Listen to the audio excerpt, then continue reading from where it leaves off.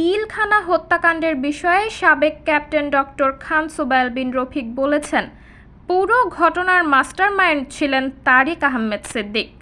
শনিবার 24 আগস্ট রাতে বেসরকারি টিভি চ্যানেল আইয়ে প্রচারিত তৃতীয় মাত্রা অনুষ্ঠানে তিনি এসব তথ্য জানিয়েছেন। সাবেক ক্যাপ্টেন ডক্টর খান সুবাইল বিন রফিক বলেন, এটাকে আমি বিডিআর বিদ্রোহ বলতে চাই না। এটা ছিল পরিকল্পিত হত্যাকাণ্ড। কতিপয় সামরিক, বেসামরিক ও রাজনৈতিক নেতৃত্ব প্রত্যক্ষ পরোক্ষভাবে এই ঘটনার সঙ্গে ছিল জড়িত।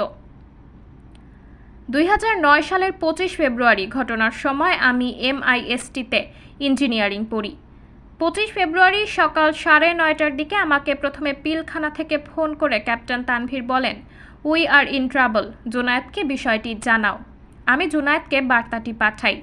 জুনায়েদ আমাকে বললেন সেনা প্রধান বিষয়টি অবহিত। এরপর MIST থেকে আমরা 10-15 জন ঢাকা ইঞ্জিনিয়ারিং ব্রিগেডে চলে যাই। সকাল 9:30টার দিকে সেখানে যাওয়ার পর তৎকালীন মেজর জেনারেল ইকবাল করিম ভূঁইয়া আমাদেরকে বাধা দেন। এরপর আমরা 7-8 জন সেনা অফিসার অস্ত্রসহ আমাদের ব্রাদার অফিসার ও তাদের পরিবারকে বাঁচানোর জন্য আবাহনী মাঠের দিকে রওনা হই।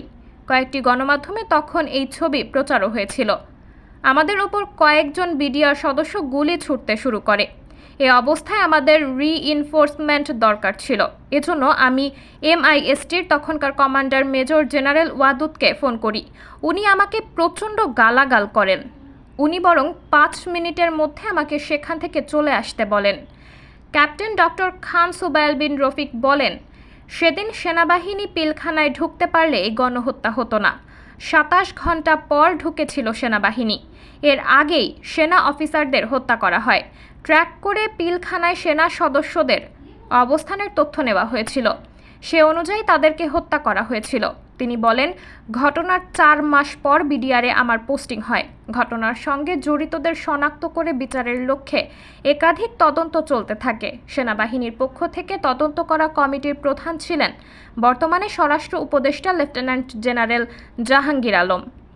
র্যাবের পক্ষ থেকেও তদন্ত চলে। পুলিশের পক্ষ থেকে চলা তদন্তের দায়িত্বে ছিলেন আব্দুল কাহার আকন্দ ও মনিরুল ইসলাম। আর বিডিআরের অভ্যন্তরীণ তদন্তের দায়িত্বে ছিলেন আজিজ আহমেদ। আর আমার দায়িত্ব ছিল সবগুলো তদন্ত কমিটির মধ্যে সমন্বয় করা। সে হিসেবে আমার কাছে বিভিন্ন তথ্য প্রমাণ রিপোর্ট চলে আসে। সুষ্ঠু তদন্তের ক্ষেত্রে সুনির্দিষ্টভাবে বাধা দেওয়ার চেষ্টা হয়েছে। সাবেক এই সেনা কর্মকর্তা বলেন, প্রাপ্ত রিপোর্টসমূহে দেখতে পাই ঘটনার পরিকল্পনা হয় 2008 সালের ডিসেম্বর থেকে।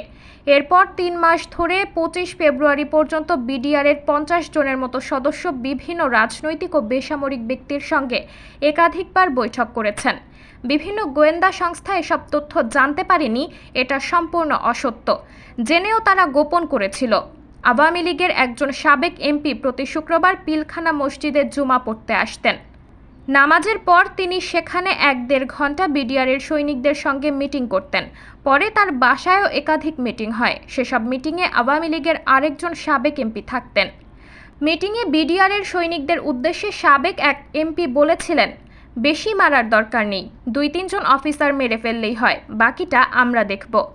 এই 2 সাবেক এমপি হলেন ফজলে নূর তাপস ও জাহাঙ্গীর কবির নানক। ঘটনাবলীর বর্ণনায় ক্যাপ্টেন ডক্টর খান সুবাইল বিন রফিক বলেন, তদন্ত কাজে মাইনুল ইসলাম ও আজিজ আহমেদ সহযোগিতা করতেন না, বরং সুনির্দিষ্টভাবে বাধা দেওয়ার চেষ্টা করতেন। এখানে একটা গুরুত্বপূর্ণ তথ্য দিতে চাই। 2009 সালের সেপ্টেম্বরে বিডিআরের 3 জন পিলখানার ভেতরে আত্মহত্যা করেন। তবে আদৌ তারা আত্মহত্যা করেছিলেন নাকি সেটি তদন্ত হয়নি। এই 3 জন ঘটনার সম্পূর্ণ গুরুত্বপূর্ণ সাক্ষী ছিলেন।